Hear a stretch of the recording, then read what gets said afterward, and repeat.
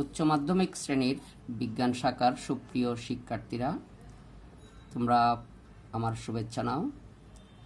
আশা করি তোমরা সবাই প্রত্যেকে আব্বু আম্মুর সাথে নিজেদের বাসায় সুস্থ আছো। তোমাদের সকলের সুস্থতা আমার একান্ত কাম্য। বর্তমান অবস্থায় আমরা তোমাদেরকে শ্রেণীকক্ষে পাঠদান হয়তো করতে পারছি না, তারপরেও আমরা তোমাদের সাথে অনলাইন ভিত্তিক পাঠদান পরিকল্পনা করেছি এবং আমরা চেষ্টা করছি এই অবস্থায় আমরা তোমাদের সিলেবাস ভিত্তিক কিছু বিষয়ের উপরে আলোচনা করব। তোমরা যদি মনোযোগ সহকারে আমাদের বক্তব্যগুলো শোনো তাহলে হয়তো কিছুটা উপকৃত হবে। আমি আজকে তোমাদের সামনে জীববিজ্ঞান দ্বিতীয় পত্রের মানব শারীরতত্ত্ব অধ্যায়ের বর্জ্য নিষ্কাশন অংশটুকু আলোচনা করার জন্য সিদ্ধান্ত নিয়েছি। এই অধ্যায়ে আমরা যা শিখব, যা জানব, তা আমি তোমাদের সামনে একটু উপস্থাপন করছি শিকনফল হিসাবে। এই অধ্যায়টি পড়ার পরে আমরা যেগুলো শিখতে পারবো বা ব্যাখ্যা করতে পারবো তার মধ্যে প্রথমত বৃক্কের গঠন ও কাজের মধ্যে সম্পর্ক স্থাপন করতে পারবো,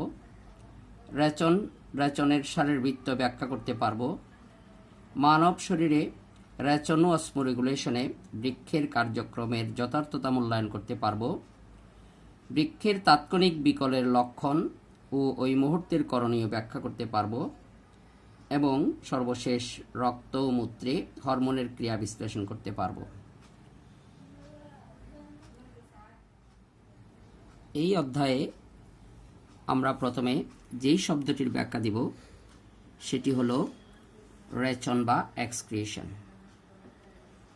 যে শারীরবৃত্তীয় প্রক্রিয়ায় কোষীয় বিপাকের ফলে সৃষ্ট নাইট্রোজেন ঘটিত বর্জ্য পদার্থ দেহ থেকে নিষ্কাশিত হয় তাকে রেচন বা এক্সক্রিয়েশন বলে। মানবদেহে এই প্রক্রিয়াটি সম্পাদনের জন্য যে তন্ত্রটি সহায়ক ভূমিকা পালন করে তাকে আমরা বলি রেচনতন্ত্র। অন্যভাবে বললে বলা যায়, যেই তন্ত্রের মাধ্যমে কোষীয় বিপাকের ফলে সৃষ্ট নাইট্রোজেন ঘটিত বর্জ্য দেহ থেকে অপসারিত হয় তাকে রেচনতন্ত্র বলে। এই রেচন প্রক্রিয়াটি মানব শরীর তত্ত্বে একটি অত্যন্ত গুরুত্বপূর্ণ ঘটনা। এই প্রক্রিয়ায় মানুষ যে সকল পদার্থগুলো দেহে তৈরি করে, অর্থাৎ রেচন পদার্থ তৈরি করে, তার মধ্যে প্রধান হল ইউরিয়া, ইউরিক অ্যাসিড, অ্যামোনিয়া, ইউরোক্রোম ইত্যাদি। প্রিয় শিক্ষার্থীরা, আমি এখন তোমাদেরকে মানবদেহের রেচনতন্ত্রের প্রধান অংশগুলো চিত্রের মাধ্যমে উপস্থাপন করব। তোমরা আমার সাথে যদি পেন্সিল রাবার ব্যবহার করো তোমরাও পারবে। দেখো, চেষ্টা করো আমি কিভাবে দেখাচ্ছি।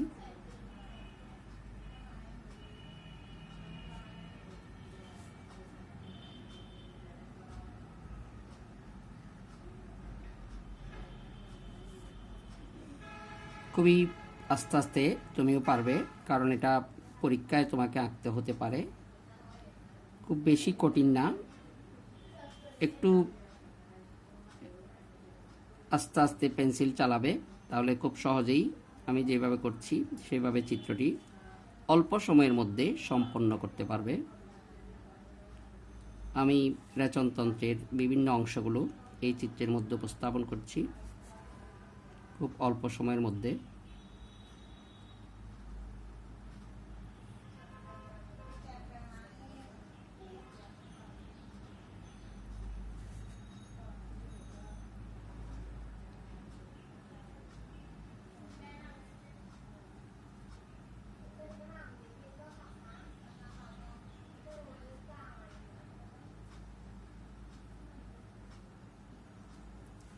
আমি একটি চিত্র উপস্থাপন করেছি, তোমরা একটু সবাই চিত্রটার দিকে খেয়াল রাখো। আশা করি তুমি পারবে।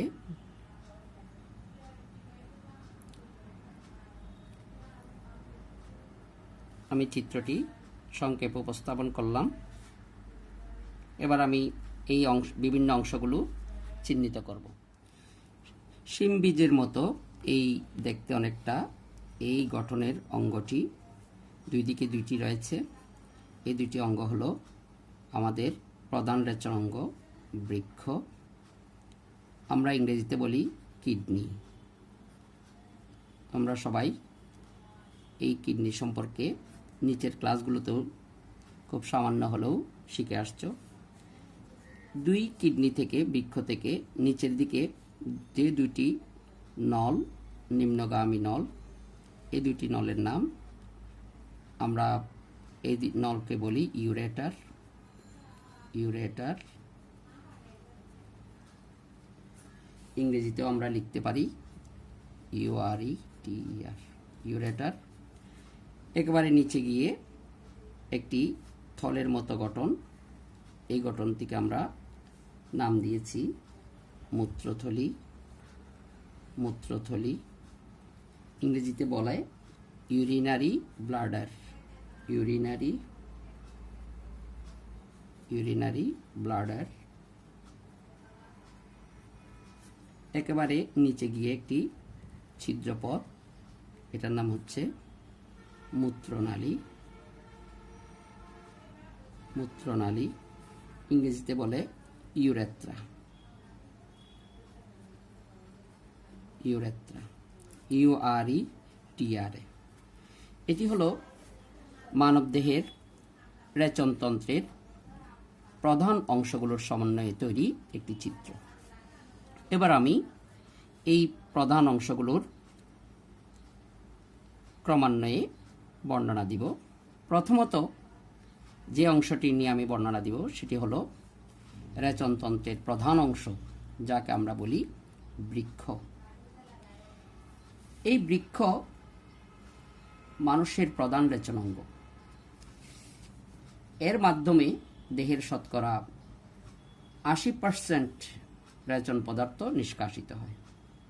বাকি 20% রেচন পদার্থ বিভিন্ন ক্রিয়াকর্মে উৎপন্ন এবং বিভিন্ন অঙ্গের মাধ্যমে নিষ্কাশিত হয়। মানুষের এই দুইটি বৃক্ষ, যাকে আমরা বলেছি কিডনি, উদরগহ্বরে পেছনের দিকে মেরুদণ্ডের দুপাশে, তোমাদের যে মেরুদণ্ড আছে সেই মেরুদণ্ডের দুপাশে, বক্ষপিঞ্জরের নিচে, মানবদেহের যে বক্ষপিঞ্জর তার নিচে ও পৃষ্ঠপ্রাচীরের সংলগ্ন হয়ে অবস্থান করে। দুইটি বৃক্ষের ঊর্ধ্ব প্রান্ত দ্বাদশ থোরাসিক কশেরুকার নিচে, আমাদের যেই বক্ষপিঞ্জরের নিচে পেছনের দিকে যেই মেরুদণ্ডের কশেরুকাগুলো রয়েছে, এগুলাকে আমরা বলেছি থোরাসিক কশেরুকা। এই থোরাসিক কশেরুকার নিচে এবং নিম্ন প্রান্ত তৃতীয় লাম্বার কশেরুকার উপরে অবস্থিত। বাম পাশের এই বৃক্ষটি ডান পাশের এই বৃক্ষ থেকে কিছুটা উপরে থাকে। এর কারণ হিসেবে আমরা জানি উদরগহ্বরে আমাদের যকৃতের অবস্থানের কারণে। বৃক্ষ দুটি দেখতে অনেকটা শিম বীজের ন্যায়। সজীব অবস্থায় বৃক্ষের রং লাল হয়ে থাকে। দুইটি বৃক্ষের বাইরের দিকটা উত্তল এবং ভিতরের দিকে অবতল, এবং প্রতিটি বৃক্ষ একটি পেরিটোনিয়াম পর্দা দ্বারা বেষ্টিত থাকে।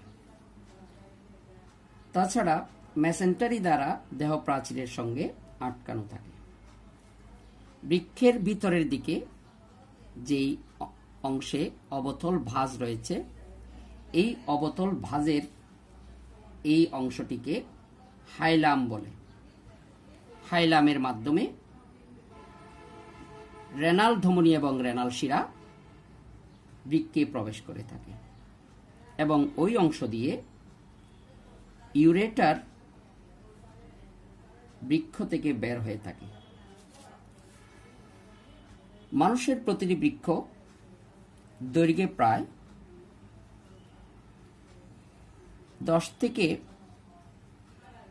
13 সেন্টিমিটার পর্যন্ত হয়ে থাকে, প্রস্থে 5 থেকে 6 সেন্টিমিটার পর্যন্ত হয়ে থাকে এবং তার পুরুত্ব প্রায় 3 সেন্টিমিটার পর্যন্ত হতে পারে। এই হলো বৃক্কের বাহ্যিক গঠন। এবার আমি রেচনতন্ত্রের বৃক্কের নিচের অংশটি অর্থাৎ ইউরেটার সম্পর্কে বলছি। প্রতিটি বৃক্ষ থেকে প্রায় 25 সেন্টিমিটার দীর্ঘ যেই নলটি নিম্নগামী হয়ে মূত্রতলি পর্যন্ত বিস্তৃত থাকে তাকে ইউরেটার বলে। এর মাধ্যমে বৃক্ষে যেই মূত্রটি তৈরি হয় সেই মূত্রটি মূত্রতলিতে এসে পৌঁছায়। এরপরে মূত্রতলি, এটি পাতলা প্রাচীর বিশিষ্ট এবং ডেট্রুসর নামক অনৈচ্ছিক পেশি দিয়ে গঠিত একটি ত্রিকোণাকার তলি। এটি সংকুচন প্রসারণক্ষম। এই মূত্রতলি 700 থেকে 750 মিলিলিটার মূত্র ধারণ করতে পারে, তবে 280 থেকে 320 মিলিলিটার মূত্রতলিতে জমা হলেই মানুষের মূত্র ত্যাগের ইচ্ছা জাগে। এই মূত্রতলি মূত্র সাময়িকভাবে জমা রাখে এবং সময়ে সময়ে নিষ্কাশন করে থাকে।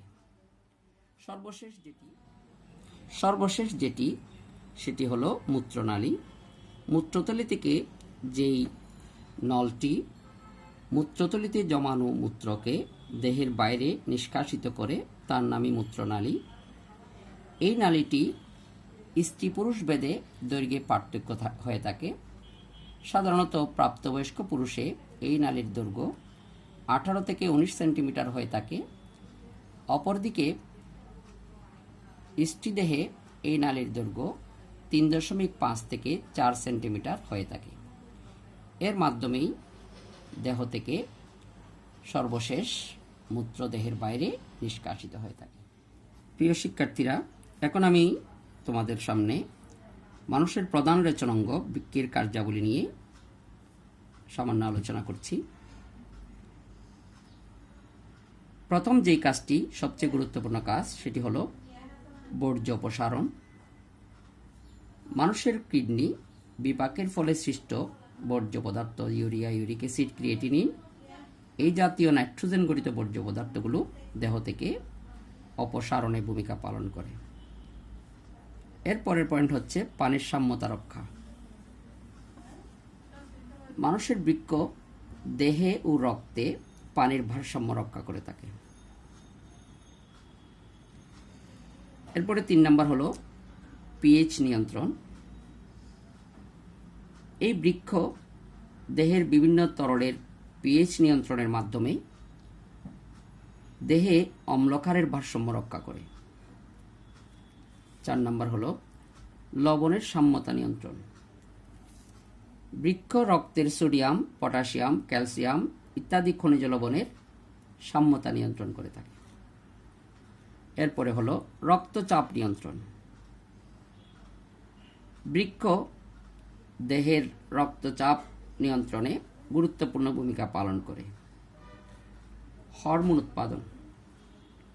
মানুষের বৃক্কে এরিথ্রোপয়েটিন ও প্রোস্টাগ্ল্যান্ডিন, অ্যাঞ্জিওটেনসিন হরমোন উৎপাদিত হয়। এরিথ্রোপয়েটিন আরবিসি উৎপাদনে উদ্দীপনা যোগায়। 7 নম্বর এনজাইম ক্ষরণ। বৃক্ষ থেকে রেনিন নামক এক প্রকার এনজাইম খরিত হয়। যা শারীরতত্ত্বে গুরুত্বপূর্ণ ভূমিকা পালন করে। পুনঃশোষণ। বৃক্ক দেহে পানি, গ্লুকোজ ও অ্যামিনো অ্যাসিড পুনঃশোষণের সাথে জড়িত থাকে। তাহলে আমরা দেখতে পাচ্ছি মানুষের বৃক্ক মানুষের দেহের জন্য একটি অত্যাবশ্যকীয় অঙ্গ। আজকে আমরা যা আলোচনা করলাম, সংক্ষেপে যদি বলি, মানুষের রেচনতন্ত্রের বর্ণনা, বৃক্কের বাহ্যিক গঠন এবং বৃক্কের কার্যাবলী। তোমরা যদি মনোযোগ সহকারে আমার এই পাঠদান পর্যবেক্ষণ করেও, তাহলে তোমরা আশা করি উপকৃত হবে। তোমাদের জন্য আমি কয়েকটি বাড়ির কাজ দিচ্ছি, তোমরা বাসায় বসে এই কাজগুলো সম্পন্ন করবে। তোমরা রেচনতন্ত্রের যেই চিত্রটি আমি উপস্থাপন করেছি তা খাতা এঁকে তার বিভিন্ন অংশের সংক্ষিপ্ত বর্ণনা তৈরি করবে এবং বৃক্ষের যে বাহ্যিক গঠন তা বর্ণনা তৈরি করবে। বৃক্ষের কাজগুলো সুন্দরভাবে গুছিয়ে খাতায় আমার পাঠ এবং তোমার যে বই, এই বইয়ের সহায়তা নিয়ে এই বাড়ির কাজটি বাসায় তৈরি করবে। আজকের মতো আমাদের এই পাঠদান এখানেই আমরা সমাপ্তি ঘোষণা করব। আমি তোমাদের সুস্বাস্থ্য কামনা করি। তোমরা সবাই বাসায় অবস্থান করবে, নিরাপদ থাকবে এবং পরবর্তী পাঠদান শোনার জন্য তোমাদেরকে আমি আহ্বান জানাচ্ছি। সবাইকে ধন্যবাদ।